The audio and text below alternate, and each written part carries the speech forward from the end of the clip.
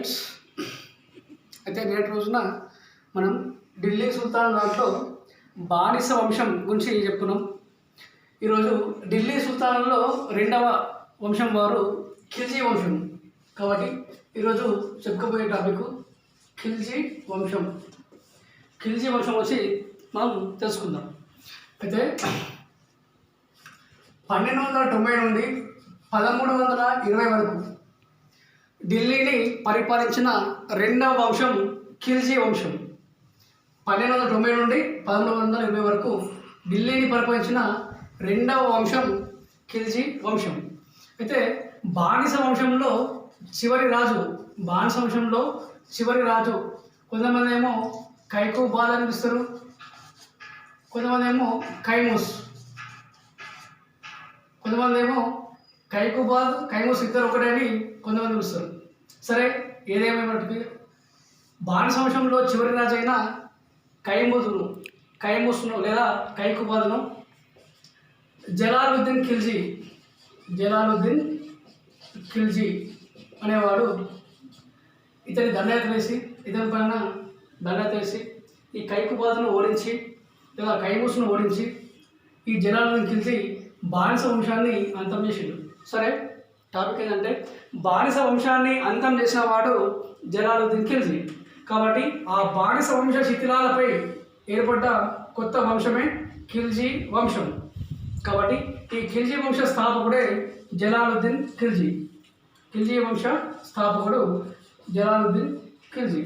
సరే, ఈ ఖిల్జీ వంశం వీరు ఖిల్జా అనే గ్రామానికి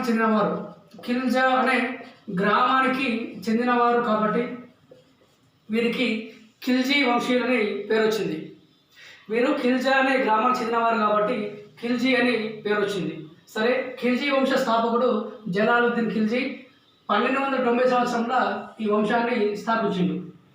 ఈ జలాలుద్దీన్ ఖిల్జీ 1290 నుంచి 96 వరకు పరిపాలించిండు. ఇతను రాజ్యానికి వచ్చిన సమయంలో ఇతని వయసు ఎంత అంటే 70 సంవత్సరాలు. ఈ 70 సంవత్సరాల ప్రాయంలో ఇతడు అధికారంలోకి వచ్చిండు. వృద్ధాపంలో చక్రవర్తిగా వచ్చిండు జలాలుద్దీన్ ఖిల్జీ. ఈ జలాలుద్దీన్ ఖిల్జీ అధికారంలోకి వచ్చినప్పుడు ఇతని మేనల్లుడు ఎవరంటే అల్లావుద్దీన్ ఖిల్జీ. ఇతని యొక్క మేనల్లుడు అల్లావుద్దీన్ ఖిల్జీ. ఈ మేనల్లుడు అంటే ఇతనికి చాలా ఇష్టం కాబట్టి ఈ మేనల్లుడిని కారా అనే రాష్ట్రానికి గవర్నర్గా నియమించిండు. ఎవరిని? అల్లావుద్దీన్ ఖిల్జీని నియమించిండు జలాలుద్దీన్ ఖిల్జీ. ఈ అల్లావుద్దీన్ ఖిల్జీ ఎవరు? జలాలుద్దీన్ ఖిల్జీ యొక్క మేనల్లుడు అల్లావుద్దీన్ ఖిల్జీ. ఇతడు కారా అనే రాష్ట్రానికి గవర్నర్గా ఉండేవాడు అల్లావుద్దీన్ ఖిల్జీ. ఈ జలాలుద్దీన్ యొక్క పరిపాలనా కాలంలో ముఖ్యంగా ఇతడు భారతదేశంలోకి మంగోలులు రావడం జరిగింది.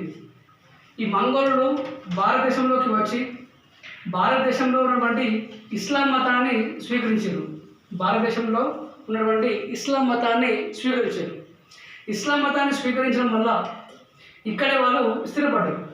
ఇస్లాం మతాన్ని స్వీకరించి ఇక్కడే స్థిరపడడం జరిగింది. కాబట్టి మంగోలులు భారతదేశంలోకి వచ్చి ఇస్లాం మతాన్ని స్వీకరించి ఇక్కడే స్థిరపడ్డారు. కాబట్టి వీరిని ఏమంటారంటే నయా ముస్లింలు అని పిలుస్తారు. నయా అంటే కొత్త, కాబట్టి కొత్త ముస్లింలు లేదా నయా ముస్లింలు అని పిలుస్తారు. ఈ నయా ముస్లింలకు నాయకుడు ఎవరంటే ఉలుగ్ ఖాన్ అనేవాడు నాయకుడు. క్వశ్చన్ ఏంటంటే ఎవరి కాలంలో నయా ముస్లింలు అనేవారు బానిసకు వచ్చారు అంటే జలాలుద్దీన్ ఖిల్జీ కాలంలో ఈ నయా ముస్లింలు బానిసలకు వచ్చారు. ఈ నయా ముస్లింలకు నాయకుడు ఎవరు అంటే ఉలుగ్ ఖాన్. నయా ముస్లింలు అనగా మంగోలులు భారతదేశంలోకి వచ్చి ఇస్లాం మతాన్ని స్వీకరించి భారతదేశంలో స్థిరపడ్డారు. కాబట్టి అట్లా స్థిరపడ్డ కొత్త ముస్లింలని నయా ముస్లింలని పిలుస్తారు. నెక్స్ట్, ఈ జలాలుద్దీన్ ఖిల్జీ యొక్క పరిపాలన కాలంలో ఇతడు థగ్గులు అనే దారి దోపిడీ దొంగలను అణచివేసిండు జలాలుద్దీన్ ఖిల్జీ. థగ్గులు అనే దారి దోపిడీ దొంగలను అణచివేసిండు జలాలుద్దీన్ ఖిల్జీ. నెక్స్ట్, ఇతని యొక్క పరిపాలన కాలంలో ఇతని చివరి కాలంలో అల్లావుద్దీన్ ఖిల్జీ తన మేనమామైనటువంటి ఈ జలాలుద్దీన్ ఖిల్జీని విషం ఇచ్చి ఈ జలాలుద్దీన్ ఖిల్జీని అంతమేశారు. అంటే 1296 సంవత్సరంలో జలాలుద్దీన్ ఖిల్జీ చనిపోతాడు. అంటే తన మేనమైనటువంటి అల్లావుద్దీన్ ఖిల్జీ ఇతన్ని చంపేసి అధికారంలోకి వచ్చిండు. ఈ ఖిల్జీ వంశాన్ని పరిపాలించిండు, ఢిల్లీని పరిపాలించిండు అల్లావుద్దీన్ ఖిల్జీ. కాబట్టి జలాలుద్దీన్ ఖిల్జీ తర్వాత ఈ ఖిల్జీ వంశాన్ని పరిపాలించిన వాడు రెండవ పాలకుడు ఏమంటే అల్లావుద్దీన్ ఖిల్జీ. ఇప్పుడు మనం అల్లావుద్దీన్ ఖిల్జీ గురించి చెప్పుకోవాలి. ఓకే, అల్లావుద్దీన్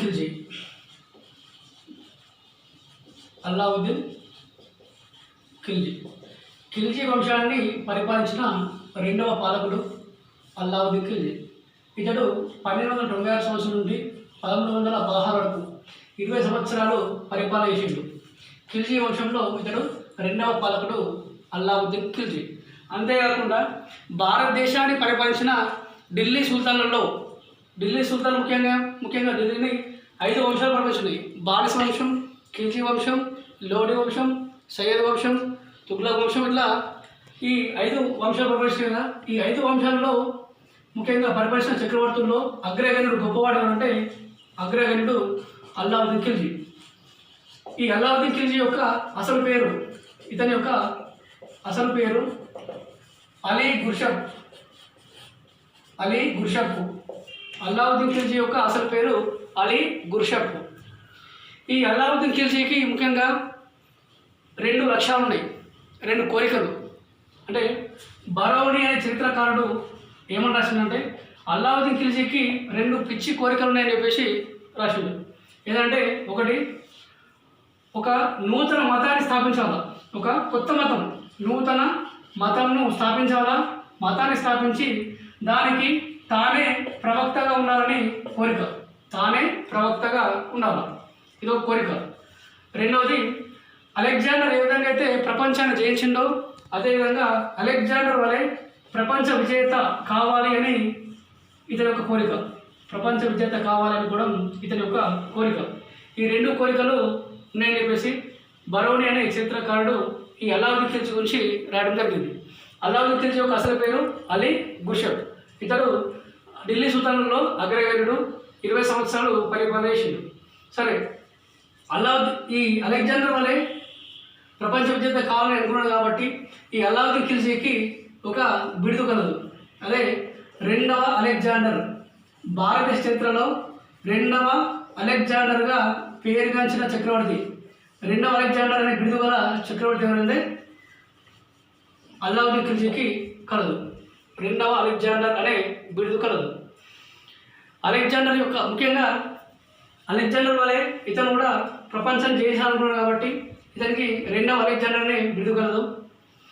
నెక్స్ట్, ఈ అల్లావుద్దీన్ ఖిల్జీ యొక్క దండయాత్రలు, భారతదేశంలో అల్లావుద్దీన్ ఖిల్జీ యొక్క దండయాత్రలు. ఇతని యొక్క దండయాత్రలను 2 రకాలుగా వర్గీకరించవచ్చు. భారతదేశంలో ఇతని దండయాత్రలను 2 రకాలుగా పేర్కొనవచ్చు. ఒకటి ఉత్తర భారతదేశ దండయాత్రలు, రెండవది దక్షిణ భారతదేశ దండయాత్రలు. ఉత్తర భారతదేశ దండయాత్రలు, దక్షిణ భారత దండయాత్రలు. ఫస్ట్ ఉత్తర భారతదేశ దండయాత్రలు. ఈ ఉత్తర భారత దండయాత్రలో భాగంగా మొట్టమొదటిసారిగా ఇతడు గుజరాత్ ప్రాంతం పైన దండయాత్ర వేసిండు. ఎవరు? అల్లావుద్దీన్ ఖిల్జీ. ఈ గుజరాత్ ప్రాంతం పైన దండయాత్ర వేసి అక్కడి రాజైనటువంటి 2వ కర్ణదేవుడు పైన దండయాత్ర వేసిండు.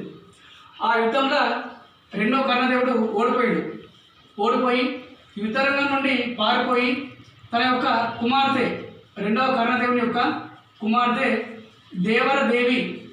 దేవరదేవిని తీసుకెళ్ళి ఈ 2వ కర్ణదేవుడు అడవుల్లోకి పారిపోయిండు 2వ కర్ణదేవుడు. అయితే ఆ యుద్ధరంగంలో ఉన్నప్పుడే 2వ కర్ణదేవుని యొక్క భార్య కమలాదేవి అల్లావుద్దీన్ ఖిల్జీకి జిక్కుతుంది. తద్వారా ఈ కమలాదేవిని వివాహం చేసుకున్నాడు అల్లావుద్దీన్ ఖిల్జీ. కమలాదేవిని వివాహం చేసుకున్నాడు ఎవరు? అల్లావుద్దీన్ ఖిల్జీ. అయితే కొన్ని సంవత్సరాల తర్వాత అల్లావుద్దీన్ ఖిల్జీ యొక్క కుమారుడు ఎవరంటే ఖిజిర్ ఖాన్. అల్లావుద్దీన్ ఖిల్జీ యొక్క కుమారుడు ఎవరంటే ఖిజిర్ ఖాన్. ఈ ఖిజిర్ ఖాన్ ముఖ్యంగా దేవరదేవిని ప్రేమిస్తాడు. కాబట్టి ఈ దేవరదేవి ఖిజిర్ ఖాన్ ఇద్దరికి పెళ్లి చేస్తాడు అల్లావుద్దీన్ ఖిల్జీ. ఖిజిర్ ఖాన్కు దేవరదేవికి మధ్య ప్రేమ ఉంది కాబట్టి ఇద్దరి మధ్య ప్రేమ ఉంది కాబట్టి వివాహం చేసిండు. కాబట్టి ఖిజిర్ ఖాన్ దేవరదేవుల యొక్క ప్రేమ వృత్తాంతాన్ని, వారి మధ్య ఉన్నటువంటి ప్రేమ వృత్తాంతాన్ని ఒక గ్రంథ రూపంలో రాసిండు ఒక కవి. ఆ కవి ఎవరంటే అమీర్ ఖుస్రూ అనే కవి ఒక గ్రంథం రాసిండు. ఆ గ్రంథం పేరే ఆషికి అనే గ్రంథం. ఆషికి అనే గ్రంథంలో ఈ ఖిజిర్ ఖాన్ దేవరదేవుల యొక్క ప్రేమ వృత్తాంతాన్ని రాసిండు అమీర్ ఖుస్రూ. ఈ అమీర్ ఖుస్రూ ఎవరంటే అల్లావుద్దీన్ ఖిల్జీ యొక్క ఆస్థాన కవి. ఇలా గుజరాత్ ప్రాంతంపై దండయాత్ర చేసి రెండవ కర్ణదేవుని ఓడించిండు అల్లావుద్దీన్ ఖిల్జీ. నెక్స్ట్ రెండవ దండయాత్ర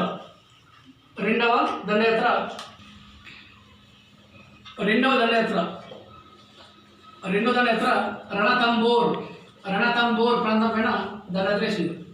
ఈ రణతంబోర్ ప్రాంతాన్ని హంవీర దేవుడు అనేవాడు పరిపాలిస్తుంది. కాబట్టి అల్లావుద్దీన్ ఖిల్జీ తన ఉత్తర భారత దండయాత్రలో రెండవ దండయాత్ర రణతంబోర్పై దండయాత్ర వేసి హంవీర దేవుణ్ణి ఓడిస్తాడు. నెక్స్ట్ మూడవ దండయాత్ర చిత్తోడు దుర్గం పైన దండయాత్ర వేసింది. ఇది చాలా ఇంపార్టెంట్. చిత్తోడు దుర్గం అనేది ఇది మేవాడ్ యొక్క రాజధాని.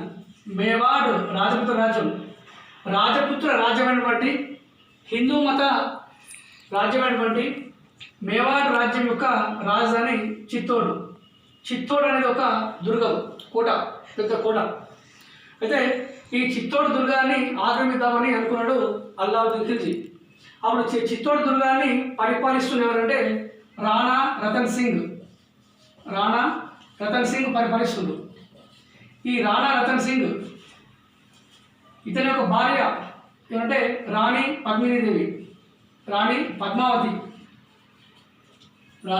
పద్మావతి. అయితే చిత్తోడు దుర్గాన్ని ఆక్రమించుకోవడం కోసం 4 నెలల టైం పడుతుంది. ముట్టడించడానికి 4 నెలల టైం పడుతుంది అల్లావుద్దీన్ ఖిల్జీకి. ఈ చిత్తోడు దుర్గంపై దండయాత్ర వేసి రాణా రతన్ సింగ్ను ఓడిస్తాడు.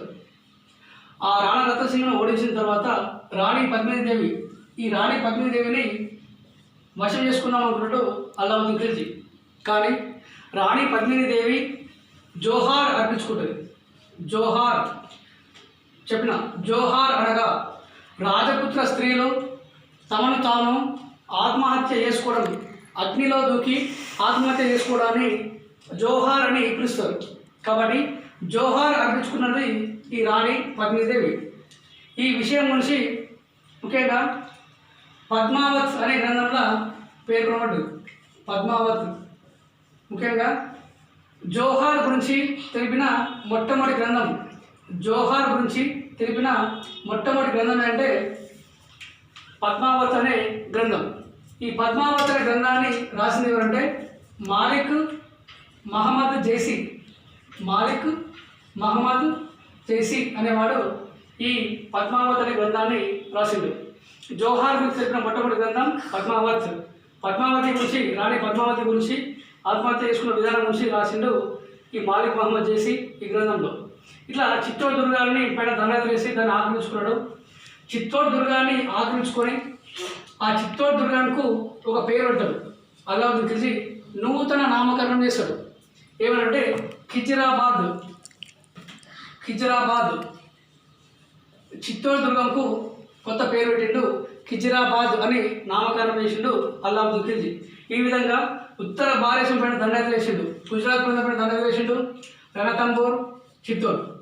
నెక్స్ట్ దక్షిణ భారతదేశ దండయాత్రలు. నెక్స్ట్ మనం దక్షిణ భారత దండయాత్ర వచ్చి తెలుపుకుందాం. దక్షిణ భారత దండయాత్రలు. నెక్స్ట్ దక్షిణ భారత దండయాత్రలు. దక్షిణ భారత దండయాత్రలో భాగంగా అల్లావుద్దీన్ ఖిల్జీ దేవగిరి ప్రాంతమైన దండయాత్ర వేసిండు. ఫస్ట్ దేవగిరి ప్రాంతమైన దండయాత్ర వేసిండు. ముఖ్యంగా దక్షిణ భారత దండయాత్రలో అల్లావుద్దీన్ ఖిల్జీకి ఎక్కువ సపోర్ట్ చేసి తన విజయాలకు కారణమైన వాడు అతని సేనాని, అతని యొక్క ప్రధానమంత్రి మాలిక్ కాఫర్. మాలిక్ కాఫర్ అనేవాడు అల్లావుద్దీన్ ఖిల్జీ యొక్క ప్రధానమంత్రి, అలాగే సర్వ సైన్యాధ్యక్షుడు, ముఖ్యమైన సేనాని ఈ మాలిక్ కాఫర్. ఈ అల్లావుద్దీన్ ఖిల్జీ యొక్క దక్షిణ భారత దండయాత్రలో ప్రముఖ పాత్ర పోషించిండు ఇతడు. సరే, దేవగిరి ప్రాంతం పైన దండయాత్ర వేసిండు అల్లావుద్దీన్ ఖిల్జీ. ఆ దేవగిరి ప్రాంతం పైన దండయాత్ర వేసి ఇప్పుడంటే 1106 సంవత్సరంలో 1106లో ఈ ప్రాంతాన్ని పరిపాలిస్తున్న రామచంద్ర దేవుడు ఈ రామచంద్ర దేవుడిని ఓడించిండు. ఈ రామచంద్ర దేవుడిని ఓడిస్తే అప్పుడు ఈ రామచంద్రుడు కప్పం అంటే పన్ను, కప్పం కట్టడానికి ఒప్పుకుంటాడు ఈ రామచంద్ర దేవుడు. దాంతో ఇతడు అంగీకరిస్తాడు అల్లావుద్దీన్ ఖిల్జీ. నెక్స్ట్ రెండవ దండయాత్ర ఓరుగల్లు ప్రాంతం పైన దండయాత్ర వేసిండు.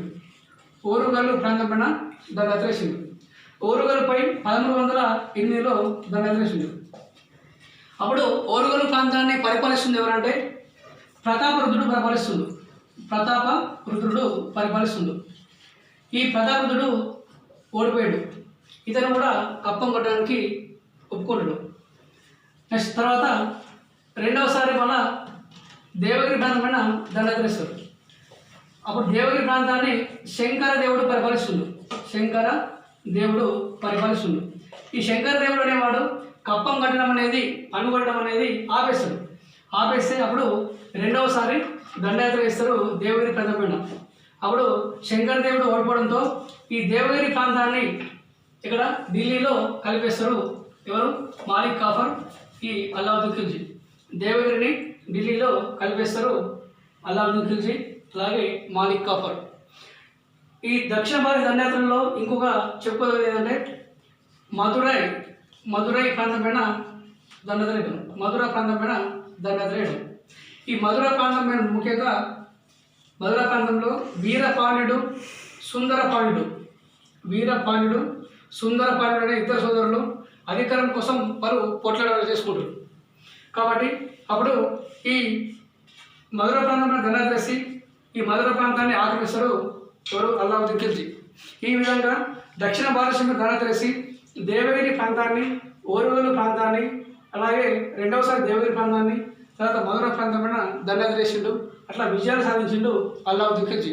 ఈ విధంగా అల్లావుద్దీన్ ఖిల్జీ యొక్క దండయాత్రలు ఉత్తర భారత దండయాత్రలు, దక్షిణ భారత దండయాత్రలుగా చెప్పుకోవచ్చు. నెక్స్ట్ అలాగే ఇతర గొప్ప విజేతనే కాకుండా తన యొక్క పరిపాలన విధానంలో అనేక సంస్కరణలు ప్రవేశపెట్టిండు అల్లావుద్దీన్ ఖిల్జీ. అతని యొక్క సంస్కరణలో ముఖ్యంగా సైనిక సంస్కరణలు ముఖ్యమైనవి, అలాగే మార్కెట్ సంస్కరణలు ముఖ్యమైనవి. సైనిక సంస్కరణలు, మార్కెట్ సంస్కరణలు. ఇప్పుడు మనం అల్లావుద్దీన్ ఖిల్జీ యొక్క సంస్కరణ గురించి తెలుసుకుందాం. అల్లావుద్దీన్ ఖిల్జీ యొక్క సంస్కరణలు. ఈ అల్లావుద్దీన్ ఖిల్జీ ముఖ్యంగా హిందువులను ఎక్కువ ద్వేషించేవాడు, హిందువులను ద్వేషించేవాడు. హిందువుల పైన ఎక్కువ పన్నులను వసూలు చేసిండు ఈ అల్లావుద్దీన్ ఖిల్జీ. ముఖ్యంగా 1/2 అంటే సగం పండిన పంటలో సగభాగం హిందువులు పన్ను చెల్లించాలి హిందువులది. అదే ముస్లింల పైన మాత్రం 1/4 పన్ను వసూలు చేసిండు అల్లావుద్దీన్ ఖిల్జీ. అంతేకాకుండా ఈ హిందువులు గుర్రాలను ఎక్కద్దు, తాంబూలం వేసుకోవద్దు, అలాగే కొత్త బట్టలు ధరించద్దు. ఇట్లా అనేక షరతులు పెట్టిండు అల్లావుద్దీన్ ఖిల్జీ ఈ హిందువుల పైన. ఈ అల్లావుద్దీన్ ఖిల్జీ యొక్క సంస్కరణలో ముఖ్యమైనది సైనిక సంస్కరణలు. ముఖ్యంగా సైన్యంలో సిద్ధ సైన్యాన్ని ఏర్పాటు చేసిండు అల్లావుద్దీన్ ఖిల్జీ. సిద్ధ సైన్యం అనగా సొంత సైన్యం, సొంత సైన్యం అంటే సొంతంగా సైన్యాన్ని ఏర్పాటు చేసుకోవడం. అంతకుముందేమో సొంతంగా సైన్యం ఉండేది కాదు, ఎవరిపైన ముక్తిలపైన ఆధారపడి ఉండేవారు. ఈ ముక్తిలు అనేవారు సైన్యాన్ని చక్రవర్తికి సహాయంగా ఇచ్చేవారు. కానీ ఈ ముక్తులపైన ఎప్పటికీ ఆధారపడి ఉండేవారు.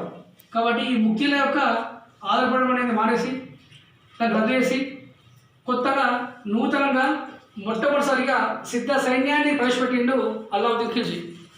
సొంతంగా సైన్యాన్ని ఏర్పాటు చేసుకుండు. అంతేకాకుండా సైన్యంలోకి అర్హులైన వారిని సైన్యంలో చేర్చుకున్నాడు. ఈ సైనికుల యొక్క వివరాలను తెలిపే పట్టికను తయారు చేసిండు. సైనికుల యొక్క వివరాలను తెలిపే పట్టికను కూడా తయారు చేసిండు అల్లావుద్దీన్ ఖిల్జీ. సరే, సైనికుల యొక్క వివరాలను తెలిపే పట్టిక పేరు హూలియా అని పిలుస్తారు. హూలియా, సైనికుల యొక్క వివరాలను తెలిపే పట్టిక పేరు హూలియా అని పేరు. అంతేకాకుండా సైనికులకు నాడు వేతనం భూములను ఇచ్చేవారు. కాబట్టి ఆ సైనికులకు భూములకు బదులుగా జీతాలు ఇచ్చే పద్ధతిని ప్రవేశపెట్టిండు. సైనికులకు. ఎవరు? అల్లావుద్దీన్ ఖిల్జీ. ఇది ఇంపార్టెంట్, చాలా ఇంపార్టెంట్. సైనికులకు జీతాలు ఇచ్చే పద్ధతిని ప్రవేశపెట్టిన వాడు మొట్టమొదటిసారిగా ప్రవేశపెట్టింది అల్లావుద్దీన్ ఖిల్జీ. జీతం ఎంత అంటే 234 టంకాలు. టంకా అనేది వినిదానం. 234 టంకాలుగా జీతం ఇచ్చేవాడు అల్లావుద్దీన్ ఖిల్జీ. నెక్స్ట్, అంతేకాకుండా యుద్ధంలో ముఖ్యంగా విజయం సాధించాలంటే మేలైన అశ్వాలు ఉండాలి. మేలైన అశ్వాలు అంటే గుర్రాలు. అల్లావుద్దీన్ ఖిల్జీ యొక్క సంస్కరణలో ఇంకోటి ఏంటంటే మేలైన అశ్వాలు. ఈ మేలైన అశ్వాలను అంటే మంచి మేలైన అశ్వాలను చాలామంది దొంగలించేవారు. కాబట్టి ఆ యుద్ధం చేసే అశ్వాలను దోపిడీ చేసేవారు. కాబట్టి ఆ యుద్ధ అశ్వాల అక్రమ మార్పిడి జరగకుండా ఉండడం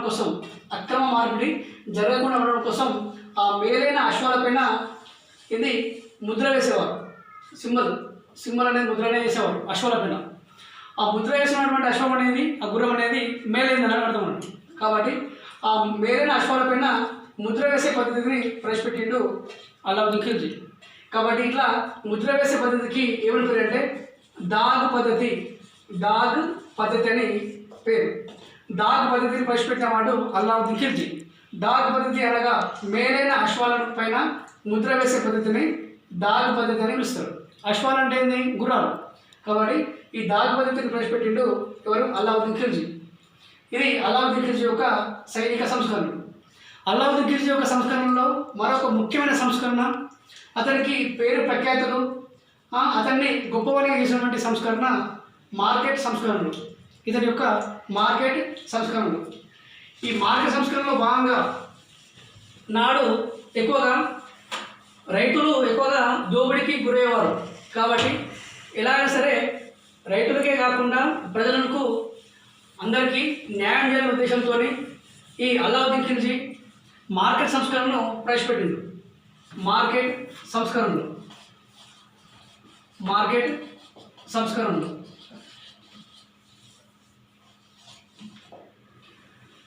ముఖ్యంగా వ్యాపారస్తులు, వ్యాపారం చేయదలుచుకున్న వారు, ఈ వ్యాపారులు ఎవరైనా సరే వ్యాపారం చేద్దామనుకుంటే ఫస్ట్ రికార్డులో వాళ్ళ యొక్క పేరు రాపియాలి.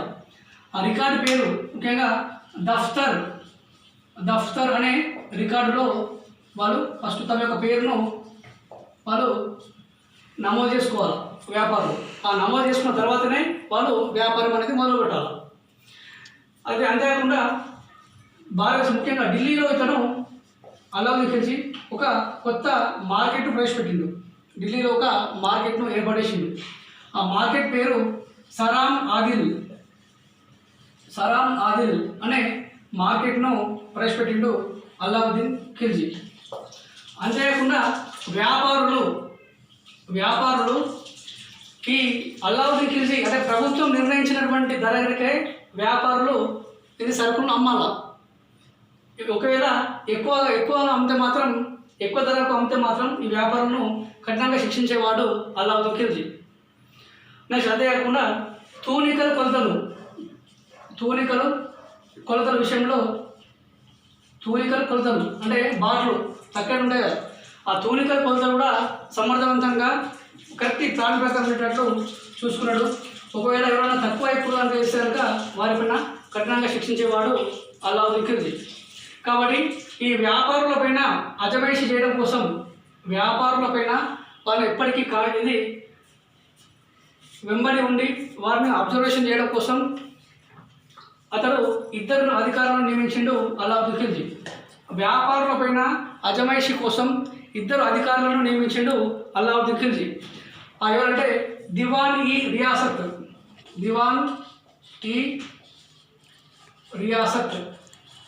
అనే అధికారిని, అలాగే షహనాయి మండి దివాన్ ఈ రియాసత్ షహనాయి మండి అనే ఇద్దరు అధికారులను నియమించిండు వ్యాపారులపైన అబ్జర్వేషన్ చేయడం కోసం. ఇలా మార్కెట్ సంస్కరణలు ప్రవేశపెట్టిండు అలావుద్దీన్ ఖిల్జీ. ఇవి అలావుద్దీన్ ఖిల్జీ యొక్క మార్కెట్ సంస్కరణలు. ఈ అలావుద్దీన్ ఖిల్జీ ఇతని యొక్క ఆస్థానంలో ఒక గొప్ప కవి ఉండేవాడని చెప్పిన. ఇతని యొక్క ఆస్థాన కవి ఎవరు? అమీర్ ఖుస్రో. ఈ అమీర్ ఖుస్రో అనేవాడు అలావుద్దీన్ ఖిల్జీ యొక్క దండయాత్రల గురించి, అలావుద్దీన్ ఖిల్జీ యొక్క జీవిత చరిత్ర గురించి రాసిండు ఎవరు? అమీర్ ఖుస్రో. అమీర్ ఖుస్రో రాసినటువంటి గ్రంథం తారిఖ్ ఈ అలై అనే గ్రంథం రాసిండు ఎవరు? అమీర్ ఖుస్రో అనేవాడు రాసిండు. తారిఖ్ ఈ అలై గ్రంథం రాసిండు అమీర్ ఖుస్రో అనేవాడు. నెక్స్ట్ ఇది ఎవరి? అలావుద్దీన్ ఖిల్జీ గురించి తెలియజేసే గ్రంథం. అంతేకాకుండా అలావుద్దీన్ ఖిల్జీ తన యొక్క విజయాల్లో భాగంగా ఒక నగరాన్ని నిర్మించిండు, నూతన నగరం సిరి అనే నగరాన్ని నిర్మించిండు. అక్కడ ఒక పెద్ద కోటను కూడా నిర్మించిండు అలావుద్దీన్ ఖిల్జీ. నెక్స్ట్ అంతేకాకుండా ఇతడు అలై దర్వాజాను నిర్మించిండు. అలై దర్వాజా అనేది ఎక్కడ అంటే ఢిల్లీలోని మెహరౌలీలో ఉన్నటువంటి కుతుబ్ మినార్కు ఉన్నటువంటి ప్రధాన దర్వాజనే అలై దర్వాజా. కాబట్టి కుతుబ్ మినార్కు ఉన్నటువంటి నూతన ఇది ప్రవేశ ద్వారం ఏంటంటే అలై దర్వాజా. కాబట్టి ఈ అలై దర్వాజాను ఎరుపు తెలుపు రంగుతో దీన్ని నిర్మించిండు అలై దర్వాజాను అలావుద్దీన్ ఖిల్జీ. కాబట్టి ఈ కుతుబ్ మినార్కు ప్రముఖ ద్వారమే అలై దర్వాజా.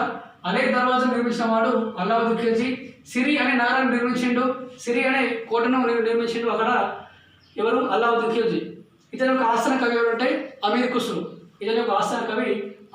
ఖుస్రో. అలై దర్వాజా.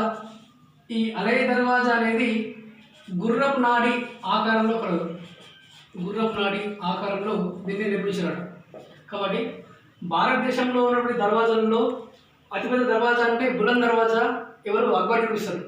అటువంటి దర్వాజానే ఇది కూడా అలై దర్వాజా. ఇది కుతుబ్ మినార్కు ప్రముఖ ద్వారం. ఈ అలై దర్వాజా ఏ ఆకారంలో కలదంటే గుర్రపు నాడి ఆకారంలో కలదు అలై దర్వాజా.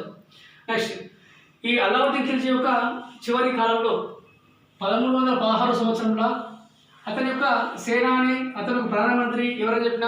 మాలిక్ కాఫర్ అని చెప్పిన. ఈ మాలిక్ కాఫరే ఏం చేసిందంటే ఇతనికి విషం ఇచ్చి ఇతన్ని చంపేశాడు. మాలిక్ కాఫరే ఈ అలావుద్దీన్ ఖిల్జీకి విషం ఇచ్చి ఇతన్ని 1316 సంవత్సరంలో చంపేశాడు. తద్వారా చనిపోయిండు అలావుద్దీన్ ఖిల్జీ, చనిపోవడం జరిగింది. ఈ అలావుద్దీన్ ఖిల్జీ తర్వాత ఈ ఖిల్జీ వంశాన్ని ఎవరంటే ఖుస్రో ఖాన్ అనేవాడు పరిపాలించిండు. కానీ ఈ ఖుస్రో ఖాన్ అనేవాడు అసమర్థుడు. కాబట్టి చివరికి 1320 సంవత్సరంలో ఖుస్రో ఖాన్ పైన ఎవరు దండయాత్ర ఇస్తారంటే గియాజుద్దీన్ తుగ్లక్. జి అంటే గియాజుద్దీన్, టీ అంటే తుగ్లక్. కాబట్టి గియాజుద్దీన్ తుగ్లక్ అనేవాడు ఈ ఖుస్రూ ఖాన్ పైన దండయాత్ర వేసిండు. దండయాత్ర వేసి ఖుస్రూ ఖాన్ ఓడించడమే కాకుండా టోటల్గా ఖిల్జీ వంశాన్ని అంతం చేసిండు. ఖిల్జీ వంశాన్ని అంతం చేసిండు ఎవరు? గియాజుద్దీన్ తుగ్లక్. అట్లా గియాజుద్దీన్ తుగ్లక్ ఖిల్జీ వంశాన్ని అంతం చేసి ఒక కొత్త వంశాన్ని ప్రారంభించిండు ఎవరు? గియాజుద్దీన్ తుగ్లక్. కాబట్టి ఆ కొత్త వంశమే తుగ్లక్ వంశం. ఢిల్లీని పరిపాలించిన వంశాలు మొట్టమొదటిది బానిస వంశం, రెండవది ఖిల్జీ వంశం, మూడవది తుగ్లక్ వంశం. ఈ తుగ్లక్ వంశ స్థాపకుడే గియాజుద్దీన్ తుగ్లక్. ముఖ్యంగా ఇలా ఒకటి కోట గురించి చెప్పిన, చిత్తోడ్ దుర్గం అని చెప్పేసి. చిత్తోడ్ దుర్గం అని చెప్పిన, మేవాడ్ యొక్క రాజధాని చెప్పిన. మేవాడ్ రాజధాని చిత్తోడు. ఆ చిత్తోడు పరిపాలించిన రాజు ఎవరు? రాజా రాణా రతన్ సింగ్ అని చెప్పిన. అయితే ఆ చిత్తోడ్ దుర్గాన్ని ఏమంటారంటే హిందువుల స్వర్గసీమ అని పిలుస్తారు. ఇంపార్టెంట్, చాలా ఇంపార్టెంట్. ఇది ఒకటి, హిందువుల స్వర్గసీమ అని దేని పిలుస్తారంటే చిత్తోడ్ దుర్గాన్ని పిలుస్తారు. సరే, ఇదంతా కూడా అల్లావుద్దీన్ ఖిల్జీ యొక్క టాపిక్. ఖిల్జీ వంశం అనేది 1290 నుండి 1320 వరకు ఢిల్లీని పరిపాలించింది. చివరికి 1320లో నూతనంగా ఈ తుగ్లక్ వంశాన్ని స్థాపించిండు గియాజుద్దీన్ తుగ్లక్. ఇదంతా కూడా ఖిల్జీ వంశం నుంచి టాపిక్ అనేది. సరే, this is Ashok sir, Kamareddy. Thank you very much.